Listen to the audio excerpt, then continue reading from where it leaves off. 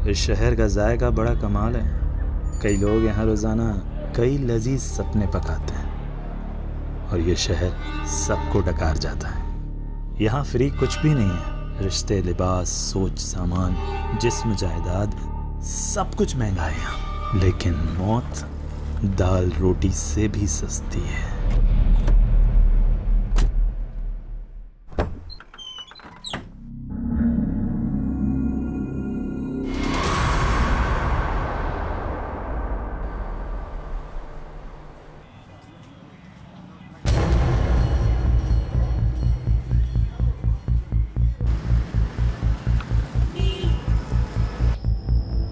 जल्दी करो। सॉरी निलोफर, सुबह से कुछ भी नहीं खाया था। वैसे हम जा कहाँ रहे हैं? अभिनंदन बैंक्वेट। अरे हाँ, आज तो कीर्ति की शादी है ना। पहले बताया क्यों नहीं मेरे को? मैं कपड़े चेंज कर लेता।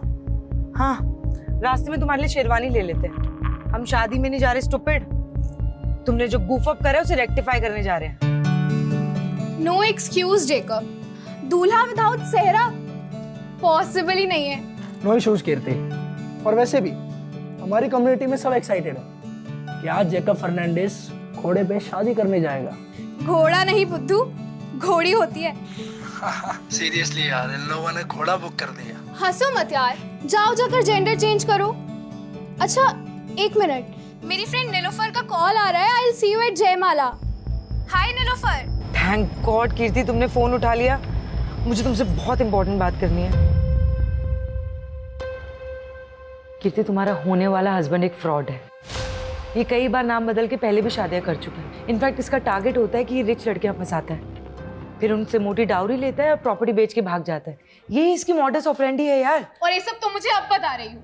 2 महीने पहले मैंने तुम्हारी डिटेक्टिव एजेंसी को इस काम पर लगाया था ताकि पता चल सके कि वो इंसान सही है या गलत, उसका बैकग्राउंड क्या है।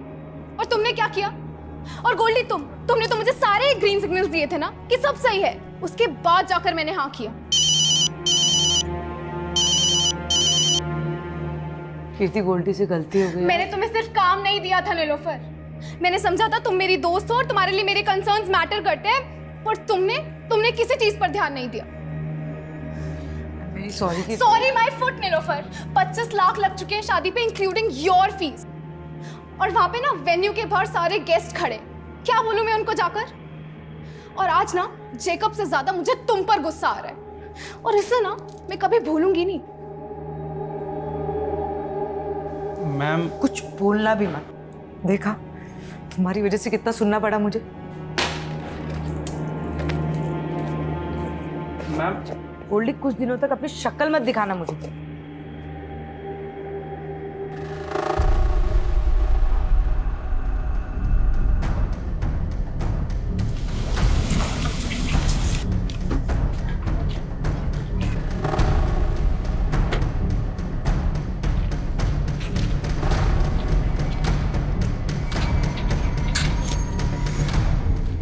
हाय नीलोफर, एक जासूस जालसाजी का शिकार हो गई। मैं स्टॉक कर रहा था और तुम्हारी जैसी जासूस भी मात खा गई। तुम इतने भी स्मार्ट नहीं हो बलराम। आई न्यू इट कि तुम मुझे स्टॉक कर रहे थे। वो क्या है ना, मैं तुम्हारे मुंह नहीं लगना चाहती। अरे मैं तो लगना चाहता हूँ ना। मेरे होठ तो आज भी तुम्हारे प्यार का अमृत चखने के लिए बेकरार हैं। ये वाहियात बातें ना कहीं और जाके करो। निकलो यहाँ से। ठीक है, मैं जानता हूँ मैं बहुत बदनाम हूँ, लेकिन मैं तुम्हारे नाम, तुम्हारी शोहरत पे मरता हूँ मैं। इसीलिए मैं नहीं चाहता कि दुनिया वाले हमारी मोहब्बत को एक बर्बाद अफसाना समझ लें।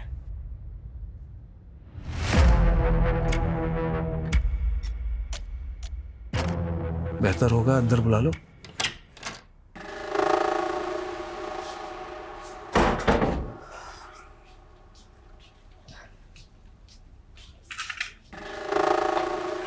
बोलो, क्यों फिर से तंग करने आ गए? तंग तो तुम्हारा दिल है। हाँ, प्यार करने में भी कंजूसी।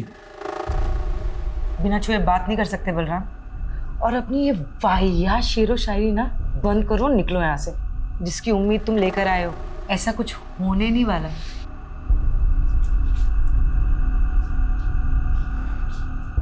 मैं तो नाउम्मीद होकर ही आया हूं। तुम मुझसे क्या, मेरी जिंदगी मुझसे रूठ गई है। मतलब? नीलोफर, मुझे कैंसर हो गया है।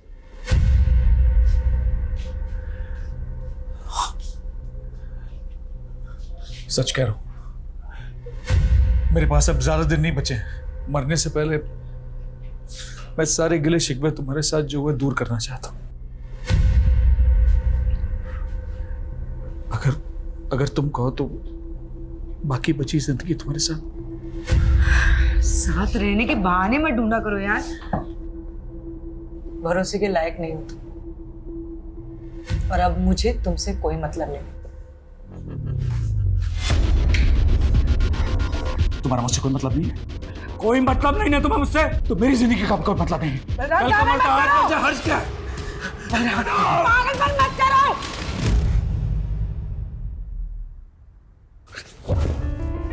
I know you love me.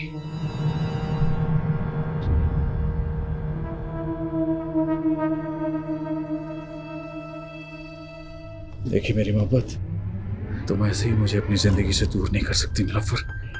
I know you love me. Still hate you. सच्ची?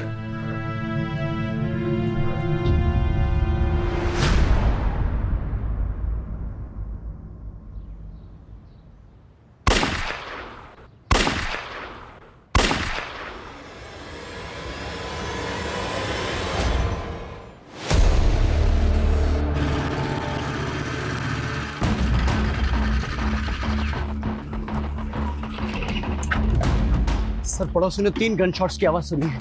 इसके अलावा किसी को कुछ नहीं पता सर। सर, घर अंदर से बंद है, कुछ समझ में नहीं आ रहा है। सर, मुझे लगता है ये क्लियर हॉस्टेज सिचुएशन है। चल, घर किसका? Sir, Nilofar Malik, private detective है। अभी अंदर कितने लोग हैं? सर वो तो पता नहीं, पड़ोसी ने कहा कि मियाँ बीबी अंदर गए।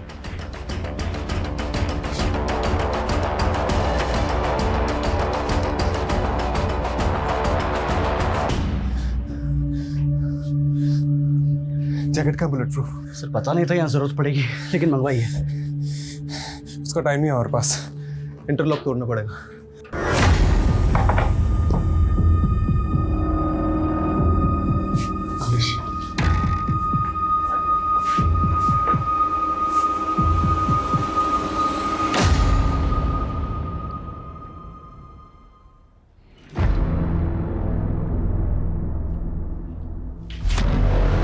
तू न चलाना नहीं तो मारा जाएगा।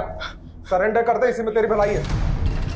सुनिए, इसका कोई दोस्त, रिश्तेदार या पड़ोस में कोई है जिसको ये मानता है? नहीं पता सर। अरे कोई तो होगा। सर, 3 गन शॉट मार्क्स है। लगता है क्लोज रेंज से शूट किया लेडी को।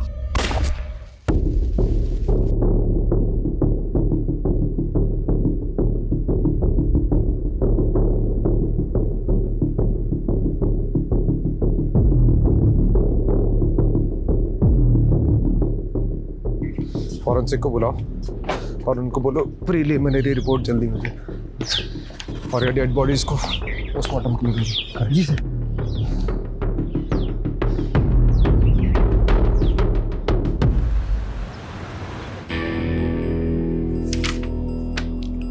अजय, प्रिलिमिनरी फॉरेंसिक रिपोर्ट के हिसाब से क्राइम सीन पे कोई भी अननोन फिंगरप्रिंट्स नहीं मिले।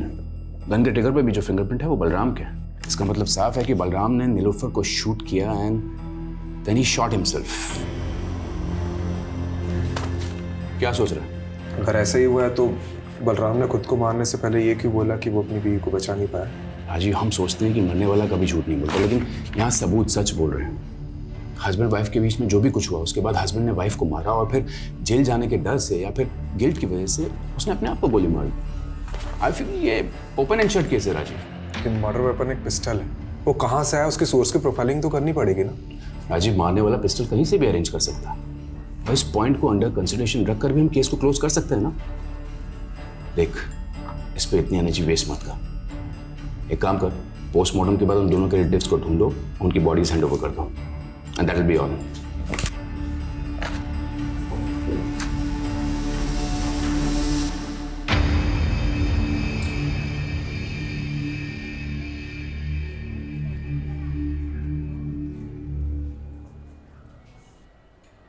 सर, वो नीलोफर के घर में किसी भी तरह की फोर्स एंट्री एग्जिट के साइन नहीं मिले हैं। और सर किसी ने भी ये नीलोफर और बलराम के अलावा किसी तीसरे को नहीं देखा।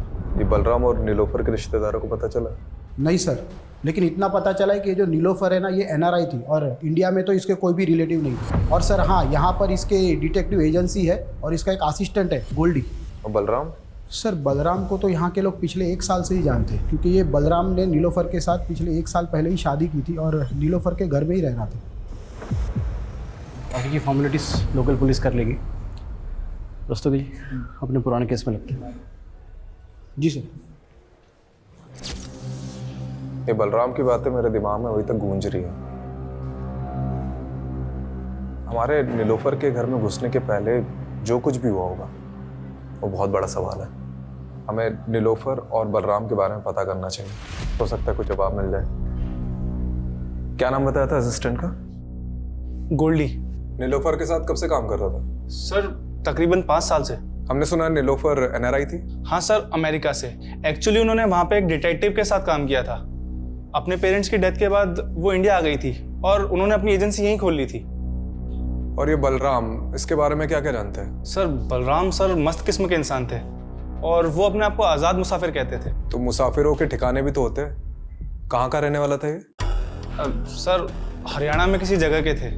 और काम क्या करता था? सर वो हमारी एजेंसी में काम करते थे। वो बलराम डिटेक्टिव था? सर वैसे तो वो एनआरपीएफ में थे। एक्चुअली नीलोफर मैम को अपना काम एक्सपेंड करना था और वो उसके लिए एक ऐसा इंसान चाहती थी जो जोखिम उठा सके। अब सर एक्स सर्विसमैन से बेस्ट तो कौन ही होगा, इसीलिए उन्होंने बलराम सर को अपॉइंट किया। लेकिन क्या इंस्ट्रक्शन दिया था तुमको बलराम? जोशी का पीछा करना था ना, और तुम उसी के साथ हाथापाई करके आ गए। अरे पीछे ही कर रहा था मैं जोशी की कार का। उसने अचानक कार में ब्रेक मारी, मेरी बाइक टकरा गई। साली की बैकलाइट क्या फूटी, थप्पड़ मार दिया उसने मुझे, तो मैं क्या करता? अरे तुम्हारी इसी बेवकूफी की वजह से जोशी को पता चल गया कि मेरा क्लाइंट उसकी जासूसी करा रहा है। तुम छोड़ो ये जासूसी, एक बाउंसर की नौकरी ढूंढ लो, वही सूट करती है तुमको। और तभी उनका प्रोफेशनल एसोसिएशन खत्म हो गया। लेकिन सर इतने डिफरेंसेस के बावजूद भी उन दोनों में प्यार हुआ और सर पिछले ही साल उन्होंने शादी भी की थी। एक बात बता कि बलराम नीलोफर को मार सकता है? सर मुझे नहीं लगता। तो कौन मार सकता है नीलोफर को? कीर्ति, तुम्हारा होने वाला हस्बैंड एक फ्रॉड है। जेकब से ज्यादा मुझे तुम पर गुस्सा आ रहा है और इसे ना मैं कभी भूलूंगी नहीं।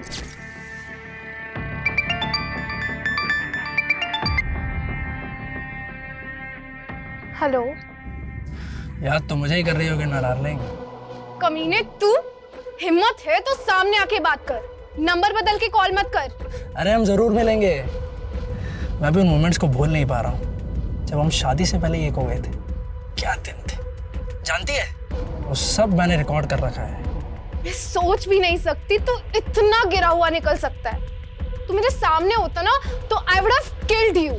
ओहो, मेरी बेबी को गुस्सा आ रहा है, बहुत गुस्सा आ रहा है। हाँ? मुझे भी आया था उस डिटेक्टिव पे जब वो कबाब में हड्डी बन गई थी, पर अब मेरा गुस्सा शांत हो गया। May your friend Nilofer rest in peace.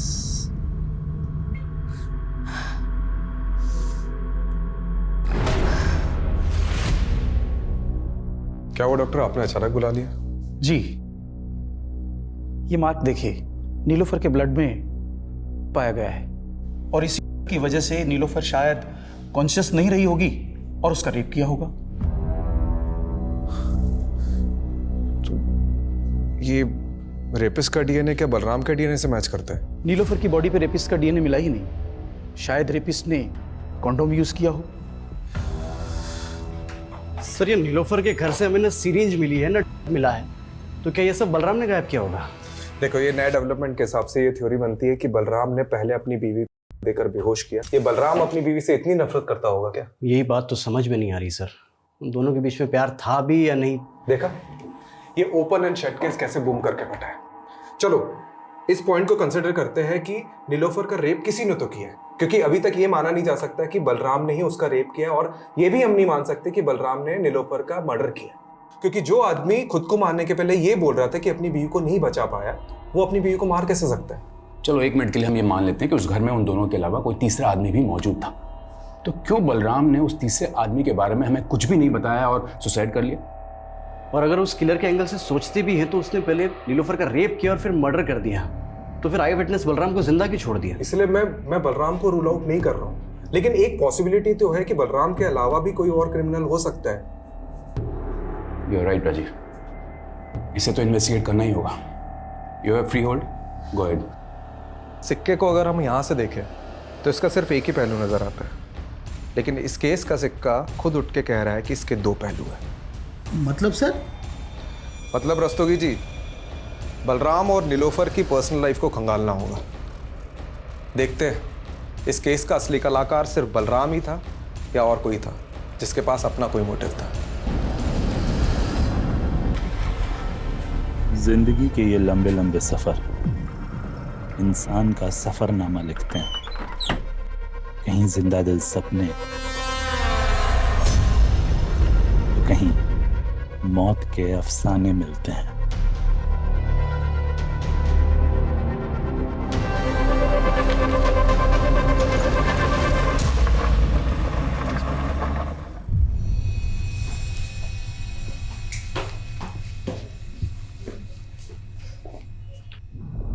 अरे कनक बेटा, अरे इतनी सी बात पे कोई रोता है क्या?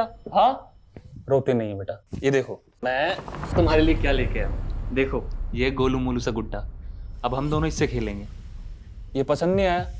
ठीक है, तो मैं तुम्हें दूसरे खिलौने दिला दूँ। कनक क्या हुआ बेटा?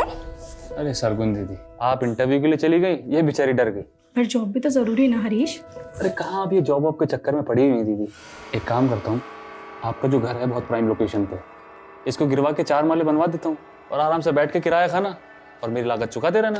पर हरीश इसमें तो लाखों रुपए लगेंगे, इतना पैसा मैं कहाँ से चुकाऊंगी? उसकी टेंशन आप मत लो। आप एक काम करना, इसमें से एक माला मुझे दे देना, बीच वाला माला मैं रख लूंगा, और आप ये जॉब वॉब का चक्कर छोड़ दो दीदी। सर, नीलोफर की कार पे फास्टैग लगा हुआ था। मैंने उसकी ट्रांजैक्शन डिटेल्स निकलवाई तो एक इंटरेस्टिंग बात सामने आई है। मर्डर वाले दिन नीलोफर ने सुबह 7 बजे ग्रेटर नोएडा टोल नाका क्रॉस किया था।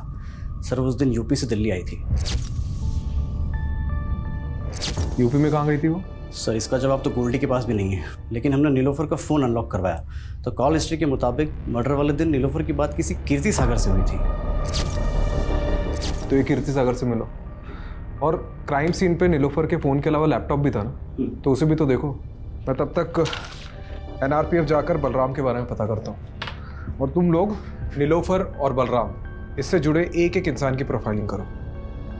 बलराम सर ही 2009 तक NRPF में ही काम कर रहा था, फिर उसे बर्खास्त कर दिया गया। क्यों? उस पर अटेम्प्ट टू मर्डर का चार्ज लगा था। Attempt to murder? जी, 7 साल की कैद भी हुई थी उसे। 2009 से 7 साल, मतलब 2016 तक तो वो जेल में ही रहा होगा। ये किसका मर्डर करने की कोशिश की थी उसने? विक्रांत सिसोदिया का, वो उसका कलीग था। बहुत दिनों बाद आ रहा है ना शादी से। विक्रांत! बलराम क्या कर रहा है ये? 7 साल बाद बलराम सैरी तो कैद से रिहा हो गया। ऐसा क्या हुआ था कि बलराम अपने ही दोस्त का दुश्मन बन गया? बलराम को शक था कि उसकी बीवी का अफेयर उसके दोस्त के साथ है। लेकिन बलराम और नीलोफर की शादी तो 1 साल पहले हुई थी। इसका मतलब है कि नीलोफर के पहले भी बलराम की शादी हो चुकी थी। जी हाँ, उसका एक बेटा भी है। कहाँ है आजकल?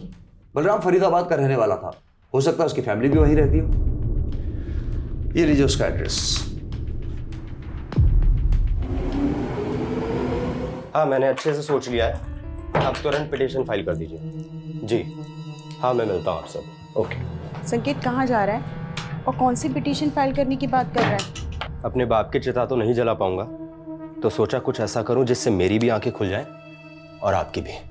संकेत साफ साफ बोल, पहेलियां मत बुझा। पहेलियां ही सुलझा रहा हूं माँ, पहेली सुलझ जाएगी तो बात करेंगे। संकेत, संकेत कहाँ जा रहा है? सर ये बलराम का कैरेक्टर कुछ समझ में नहीं आ रहा है। ऊपर से उसकी पहली बीवी और एक लड़का, अजीब है दोनों। अब इस कांड के बारे में पता तो चल ही गया होगा, उसके बावजूद ना तो सामने आए ना ही बॉडी क्लेम करने आए। लेकिन मैं तो ये समझने की कोशिश कर रहा हूँ कि नीलोफर ने एक ऐसे आदमी से शादी क्यों की जिसका क्रिमिनल बैकग्राउंड था। मुझे एक बात का ताज्जुब हो रहा है।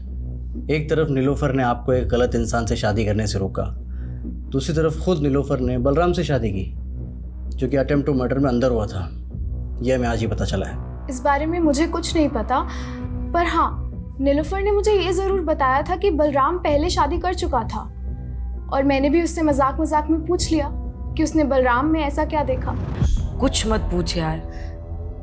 बलराम में पतियों वाली कोई क्वालिटी नहीं है यार, और काम तो उसे करना ही नहीं आता है, और पैसा उसके पास है नहीं।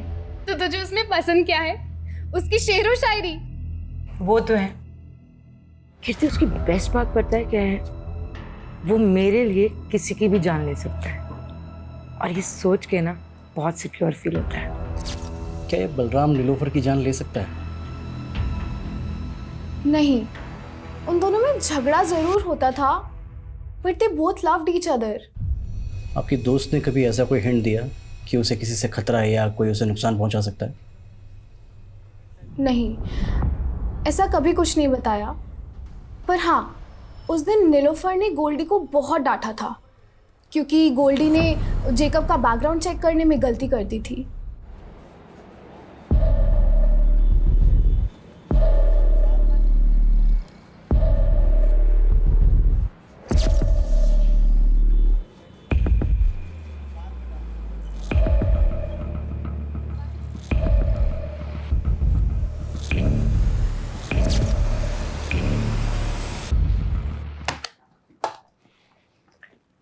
देखो संकेत, मैंने तुम्हारी ये पिटीशन तो फाइल कर दी है कि तुम्हें बलराम सैनी के साथ अपना डीएनए मैच कराने का मौका दिया जाए, पर तुम ये सब करना क्यों चाहते हो? क्योंकि उन्हें लगता था कि मेरी माँ ने उन्हें धोखा ही नहीं दिया, बल्कि मैं भी उनका बेटा नहीं। पर तुम ये सब करके अपने लिए गड्ढा खोद रहे हो। मेरा मतलब है जानबूझकर पुलिस की नज़र में सस्पेक्ट बन रहे हो। ये तो कभी प्रूफ नहीं होगा कि मैंने कोई क्राइम किया था, लेकिन डीएनए टेस्ट कराने का मेरे पास ही आखिरी मौका है। मैं चाहता हूं दुनिया को पता चले मेरा बाप सही था या मेरी माँ।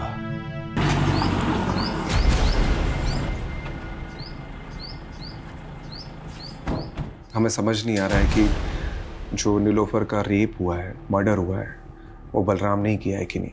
इसलिए उसके बारे में हम आपसे कुछ जानने आए। देखिए, हमें पता चला है कि आपके लिए बलराम ने किसी की जान लेने की कोशिश की थी, और उसकी वजह ये थी कि आपका किसी के साथ। मेरा किसी के साथ कुछ नहीं था, उल्टा वो बलराम ही गुस्से वाला था। उसको जब भी गुस्सा आता वो मुझ पर हाथ उठाता था। इतना सब होने के बाद भी जब वो जेल से वापस आया, मैंने सब कुछ ठीक करने की कोशिश की, लेकिन वो मुझे कभी समझ ही नहीं पाया।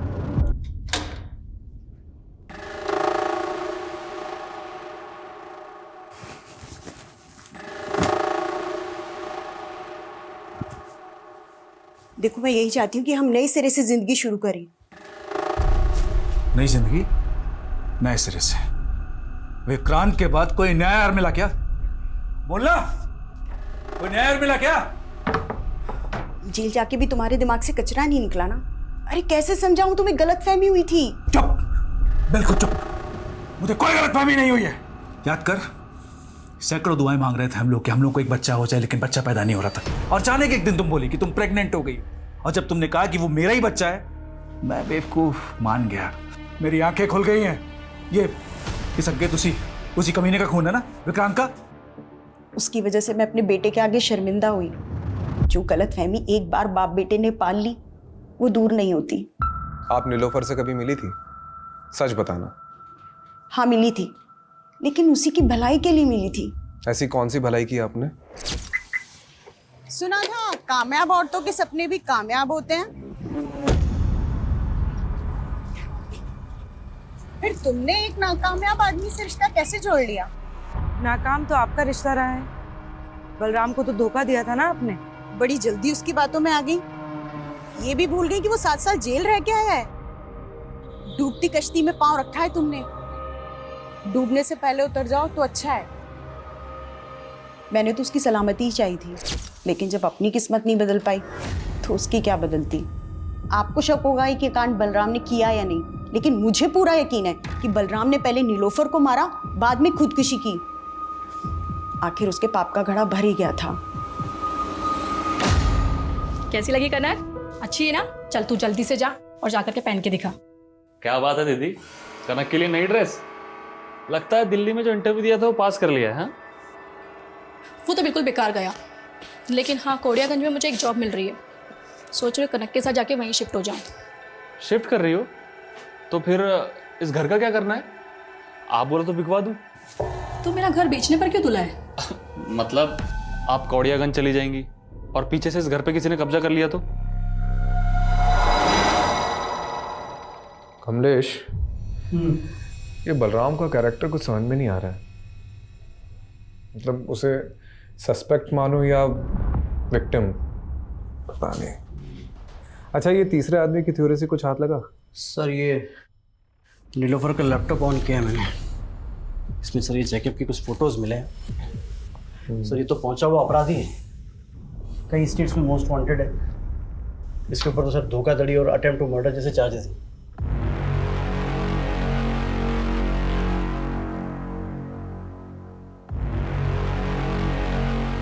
ये नीलोफर ने इसी का भांडा फोड़ा था ना? कहीं इसने तो कांड नहीं किया। ये फोटोज देख, ये कैसी फोटोज है? एक मिनट। ये फोटो में तो यूपी लिखा हुआ है। मतलब ये फोटो यूपी में किसी एरिया की है और मर्डर वाले दिन नीलोफर यूपी से दिल्ली आ रही थी। उसकी फास्टैग की ट्रांजैक्शन डिटेल्स के हिसाब से वो यूपी काफ़ी आ जा रही थी, लेकिन अभी तक ये पता नहीं चला है कि यूपी में जा कहाँ रही थी। ठीक है, इसे गोल्डी को दिखाते हैं, हो सकता है वो किसी केस में काम कर रही है। और नीलोफर के पुराने केसेस भी चेक करो। ठीक है।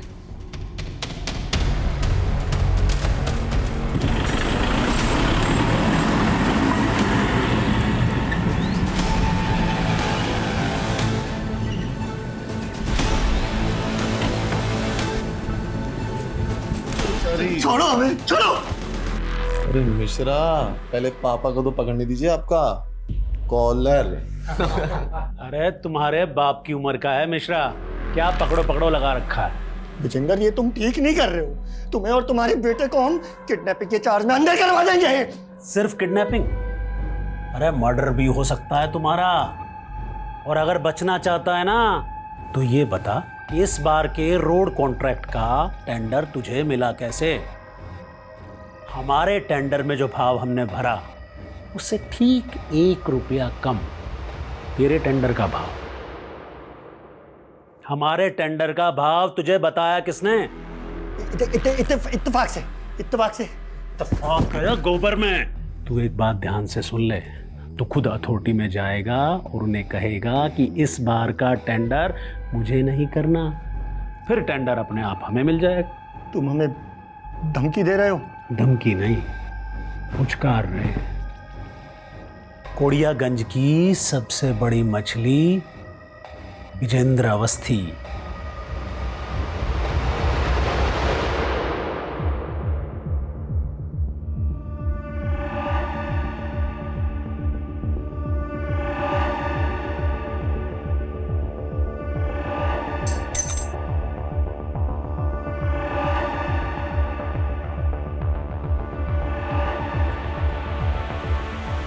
ये चाबी इस बुक में क्या कर रही है? सर वो नीलोफर मैम के घर की चाबी है।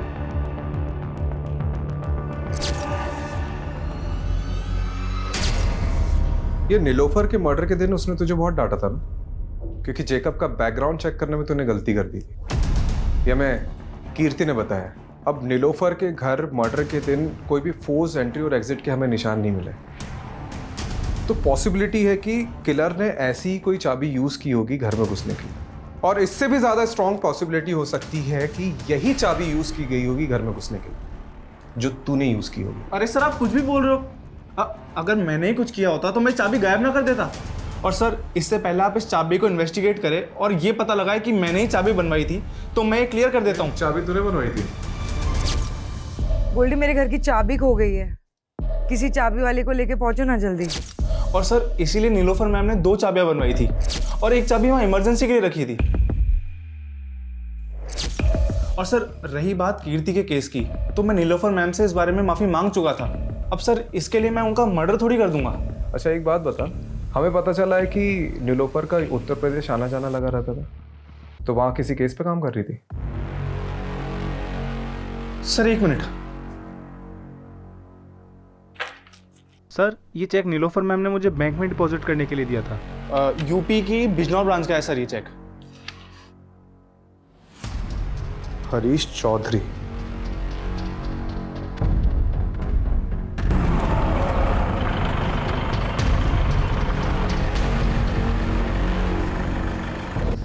सर दरअसल मैंने ही वो चेक दिए थे एडवांस नीलोफर। किस चीज़ का एडवांस चेक? सर मेरी कज़िन सिस्टर है सरगुन, 2 महीने से मिसिंग है। उन्हीं को ढूंढने के लिए मैंने नीलोफर को हायर किया था। मैंने बिजनौर थाने में भी दीदी का मिसिंग केस फाइल किया था, लेकिन पुलिस कुछ कर ही नहीं रही है। हरीश तुम बिल्कुल परेशान मत हो, सरगुन को ढूंढने में मैं तुम्हारी पूरी मदद करूंगी। वो करती क्या थी? वो जॉब ढूंढ रही थी और इसी सिलसिले में वो दिल्ली के किसी मॉल में एक आदमी से मिली थी। वो कोई मामूली आदमी नहीं है हरीश, वो कोड़ियागंज के सबसे रईस आदमी का बेटा है। वो सोशल वर्कर भी है और साथ ही उसकी बहुत सारी कंपनीज भी है। उसी ने मुझे मिलने के लिए कोड़ियागंज बुलाया था। कोड़ियागंज? माँ, मैं भी आपके साथ चलूंगी। अरे बेटा, पहले मैं तो जाकर नौकरी पक्की कराऊं, उसके बाद तुझे भी ले चलूंगी। लेकिन उस दिन के बाद से दीदी कभी लौटी नहीं सर। ये नीलोफर ने सरगुन के बारे में कोई अपडेट दी थी? सर वो बता रही थी कि कोड़ियागंज का कोई सबसे रईस आदमी है, विजेंद्र अवस्थी करके, और उसके बेटे का नाम अमरीश है। तो उन दोनों की फ़ोटो उसने मुझे दिखाई थी। फ़ोटो है अभी? हाँ सर दिखाओ। ये देखिए सर वो बता रहे थे कि इन दोनों पर उसको शक है, और इससे पहले ही नीलोफर कुछ बता पाती, हमने सुना कि नीलोफर और उनके पति की मौत हो गई। कोड़ियागंज जाकर तुमने इनसे बात करी अपनी बहन के बारे में? मुझे जैसा छोटा आदमी इतने बड़े आदमी से कैसे बात कर सकता है? सोचा पुलिस को ही बता दूं, लेकिन उन्होंने कुछ नहीं किया। ठीक है।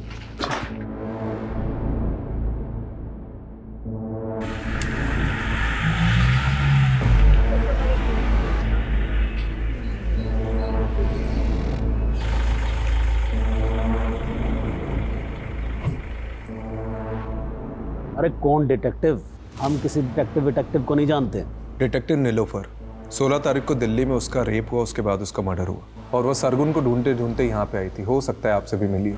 अरे हमने आपको कहा ना कि हम किसी डिटेक्टिव को नहीं जानते।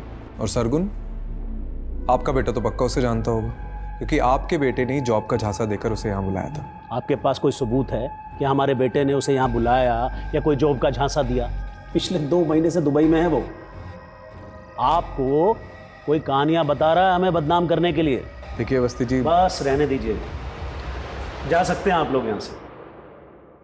ये पता करो कि अवस्थी का बेटा सच में दुबई गया था कि नहीं। ठीक है यार, ये केस तो पहले ही बनता जा रहा है। अभी तक हमने बलराम को क्लीन चिट नहीं दी है, और अब तीसरे आदमी के थ्योरी के हिसाब से और सस्पेक्ट सामने उभर कर आ रहे हैं। जैकब, रंजना और ये विजेंद्र अवस्थी, बाप बेटे। पता नहीं और कितने सस्पेक्ट सामने उभर कर आएंगे।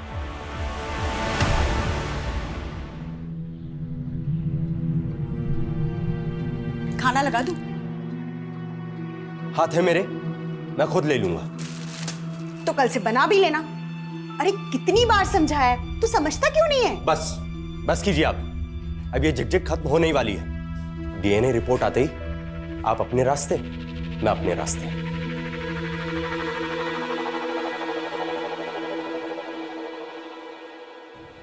ये विजेंद्र अवस्थी बिजनौर के एसपी का दोस्त है, जहाँ सरगुन का मिसिंग केस फाइल हुआ था, और उसका बेटा अमरीश अवस्थी। इसका दुबई जाना उसी दौरान हुआ था जब सरगुन गायब हुई थी। तो सरगुन को गायब करने में इन लोगों का हाथ है, और नीलोफर इन्हें इन्वेस्टिगेट कर रही थी। हो सकता है उसके साथ भी कुछ ऐसे ही हुआ। सर, जब नीलोफर को इन लोगों ने मार डाला है तो सरगुन पिछले 3 महीने से कहाँ गायब हुई है? वो गायब ही है कि उसको भी। अच्छा, जब सरगुन गायब हुई उस दौरान जितनी भी अनआइडेंटिफाइड बॉडीज मिली, उसका डेटा चेक कर।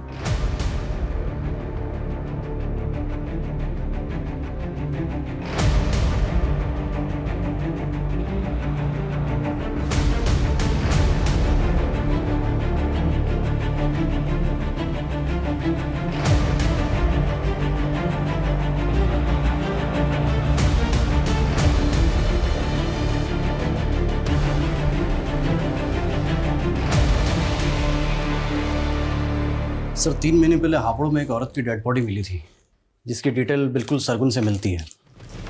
इस शहर का जायका बड़ा कमाल है। कई लोग यहाँ रोज़ाना कई लजीज सपने पकाते हैं, और ये शहर सबको डकार जाता है। यहाँ फ्री कुछ भी नहीं, रिश्ते, लिबास, सोच समझ, जिस्म, जायदाद, सब कुछ महंगा है यहाँ, लेकिन मौत दाल रोटी से भी सस्ती। सर, सरगुन की तरह नीलोफर भी रेप पीड़िता थी, तो क्या दोनों का कातिल एक ही होगा? सरगुन की लाश के पास में पोइट्री मिलना, मुझे ये सरगुन का केस नीलोफर के केस से बिल्कुल अलग लग रहा है। ये यूपी और दिल्ली में हुए रिसेंट रेप केसेस की मैंने डिटेल्स भी निकलवाई है। सिक्के का दूसरा पहलू ढूंढते ढूंढते पहला भूल गया क्या? देख, सब जानते हैं कि बलराम शेर व शायरी का शौकीन था, तो हम ये क्यों नहीं सोच रहे कि वो भी तो ये सब चीज़ कर सकता है। और हो सकता है कि नीलोफर को बलराम की सच्चाई का पता चल गया हो और बलराम ने नीलोफर को। सर, बलराम का सरगुन से कोई कनेक्शन नहीं मिला है। लेकिन फिर भी हमें इस एंगल को इन्वेस्टिगेट करना पड़ेगा। सर, ये पटवर्धन ने मैसेज भेजा है, संकेत का और बलराम का डीएनए मैच हो गया है। ये संकेत बलराम का ही बेटा है। अब कोसेगा बाप की तरह पीटेगा, कभी पति के आगे कभी बेटे के आगे, बार बार औरत क्यों झुकती है? सॉरी नहीं संकेत, मेरा स्वाभिमान इतना भी कमजोर नहीं है।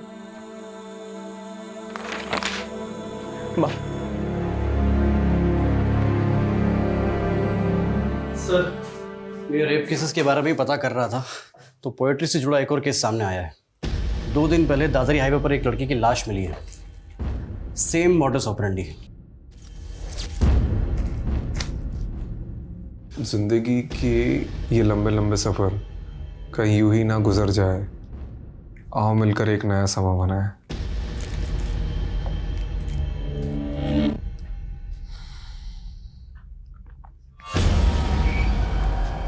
कहीं हम किसी सीरियल किलर से तो डील नहीं कर रहे। लेकिन सर, नीलोफर का केस अब भी इन दोनों केस से अलग लग रहा है।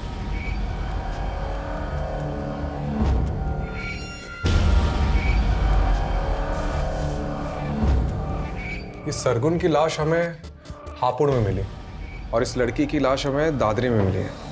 दादरी और हापुड़ इन दोनों का डिस्टेंस लगभग 50 किलोमीटर है और नीलोफर अक्सर ग्रेटर नोएडा से होकर गुजरती थी और यही रास्ता हापुड़ से होते हुए कौड़ियागंज तक जाता है और जितने क्राइम्स हुए हैं वो इसी एरिया में हुए। तो हो सकता है कि क्रिमिनल इसी एरिया का हो और नीलोफर का इन्वेस्टिगेशन एरिया भी यही हो। सर, इस केस में दादरी पुलिस के पास एक लीड है। उनको क्राइम सीन के पास एक कैब दिखी थी जो उन्हें सस्पिशियस लगी थी, लेकिन सर अभी तक ना उस कैब का नंबर मिला है और ना ही कुछ और। सर, ये कैब ढूंढना मतलब समंदर में से सुई ढूंढने जैसा है। लेकिन इसके अलावा कोई ऑप्शन नहीं है। ठीक है, एक काम करो, इस एरिया के सारे लोकल और आउट स्टेशन कैब प्रोवाइडर से कांटेक्ट करो। सारी प्राइवेट कैब होल्डर्स, उनके ड्राइवर्स, कस्टमर्स, ट्रैवलर्स, सबसे कांटेक्ट करो। ठीक है। ये किलर शायरी करते हैं, इसके सारे ट्रेड्स रिकॉर्ड करने होंगे।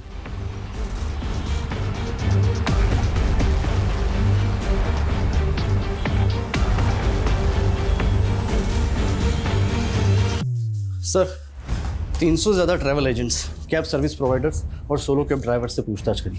कुल मिला के 700 लोगों से हमने पूछताछ करी सर, और टोटल 27 लोगों को हमने जीरो डाउन किया है जो मर्डर के वक्त दादरी वाले क्राइम सीन एरिया के आसपास थे। इन सबको बुलाओ।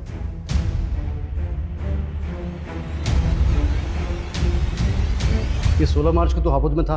हाँ सर। ये लड़की तेरी कैब में थी? सर, मेरी कैब में बहुत सारी सवारियां बैठती हैं, अब हर किसी का चेहरा याद थोड़े ना रहेगा। 11 जून को दादरी में कहाँ पर था तू? सर, दादरी में मैं हमेशा ही खिलौना फैक्ट्री में जाता हूँ सर। क्यों?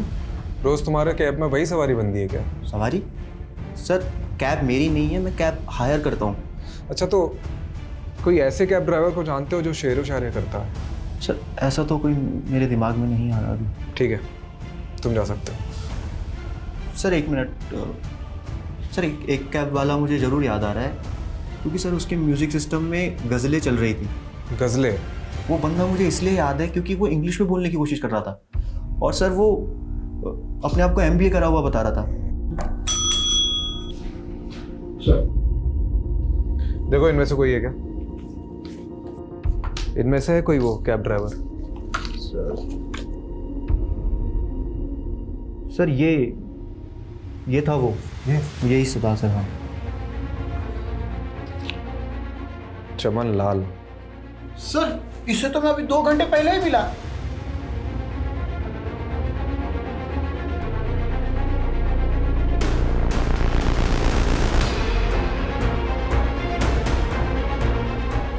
सर, हो रही।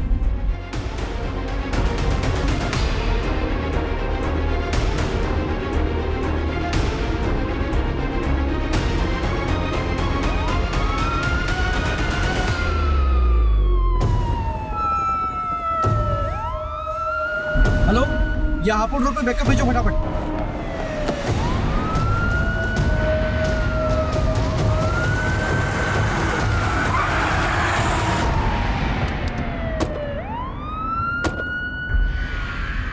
सर दुनिया ने मेरी कदर नहीं की। एमबीए किया तो जॉब नहीं मिली, जॉब नहीं मिली, पैसा नहीं, लड़की नहीं, शादी नहीं, कुछ नहीं। एक एमबीए वाले की फ्रस्ट्रेशन समझते हैं आप सर? फ्रस्ट्रेशन में कैब चलाना पड़ा। वो उन दिनों एक कपल मेरे कैब का रेगुलर कस्टमर था। वो दोनों चिपक चिपक के ना मेरी जलाते रहते थे। तो बस मैंने एक दिन हिडन कैमरा लगा दिया, फिर वो वीडियो बनाकर मैंने उस लड़की को ब्लैकमेल किया। वो मुझे लाखों देने को तैयार थी, पर पता है सर मैंने उससे क्या मांगा? उससे उसका जिस्म। तब से ना तलब सी हो गई मुझे लड़कियों। और सरगुन को क्या बोला तूने कि तू विजेंद्र अवस्थी का बेटा है?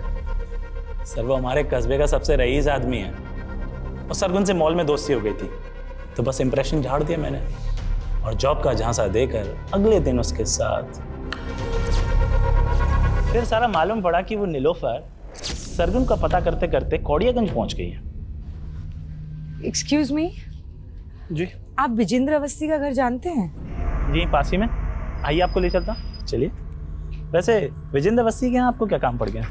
विजेंद्र जी के बेटे मेरी दोस्त के दोस्त हैं, इसीलिए कुछ काम था। उस नीलोफर को देखते ही ना अंदर से ना वो सेक्स वाला लव जाग गया। बस उसका पीछा किया, पीछा करते करते मालूम पड़ा अरे वो तो डिटेक्टिव। बस तबीयत ना निखर सी गई मेरी कि इस बार शेर एक शेरनी का शिकार करेगा। फिर एक दिन कैफे में बैठी थी तो उसकी टेबल पे चाबी रखी थी, बस मैंने चाबी उठा ली। वो अकेली रहती थी तो सोचा शेरनी का शिकार उसकी गुफा में होगा, और एक दिन उसकी एब्सेंस में मैं घुस गया अंदर, लेकिन वो तो अपने पति के साथ आ गई।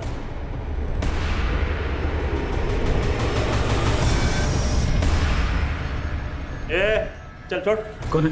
चढ़ फटाफट, इधर चल। चल कौन है? चल कौन है? चल इधर। ए इधर आ, इधर आ, इधर आओ ना, गोली मार दूंगा। देखो तुम्हें इधर आ, फटाफट इसके हाथ में बहुत बड़ा गोली मार। बांध। जल्दी बांध। क्या चाहिए तेरे को?